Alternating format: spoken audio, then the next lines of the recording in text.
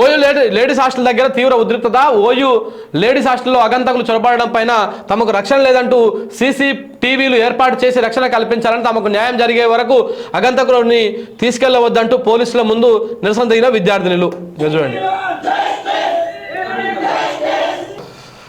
ఇగో, అర్ధరాత్రి లేడీస్ హాస్టల్లో చొరబడ్డ అగంతకులు. Osmania PG ladies హాస్టల్లో ఈ రాత్రి 2 అగంతకులు చొరబడి విద్యార్థులపైన దాడికి ప్రయత్నించారు. అప్రమత్తమైన అమ్మాయిలు ఒకరిని పట్టుకొని చున్నీకి కట్టేసి పోలీసులకు అప్పచెప్పిరంట. హాస్టల్లో రక్షణ కరువైందని సీసీటీవీ ఏర్పాటు చేయాలని రాత్రి విద్యార్థినులు నిరసనకు దిగారు. సమస్యల పరిష్కరిస్తామని ప్రిన్సిపల్ హామీ ఇచ్చారు. గిట్లా ఉంది ప్రజాపాలనలో. ఇందిరమ్మ రాజ్యంలో ఈ విధంగా కొనసాగుతూ ఉంది. అమ్మాయిలకు రక్షణ లేదు. ఓయూలో ఉన్నటువంటి మైకులు, ఆ మైపాల్ గాడు ఎక్కడ పోయిండు? ఎడవన్నీ ఎవరా మైపాల్? కనపడతలేవు ఇవి. సిగ్గుండాలి ఈ తిన్మార్ మల్లిగానికి, మైపాల్కి, ఆ కోదండరామరెడ్డికి. ముసలోనికి అయితే ఎమ్మెల్సీ వచ్చింది, ఇప్పుడు దాని పనిలోనే ఉంటాడు.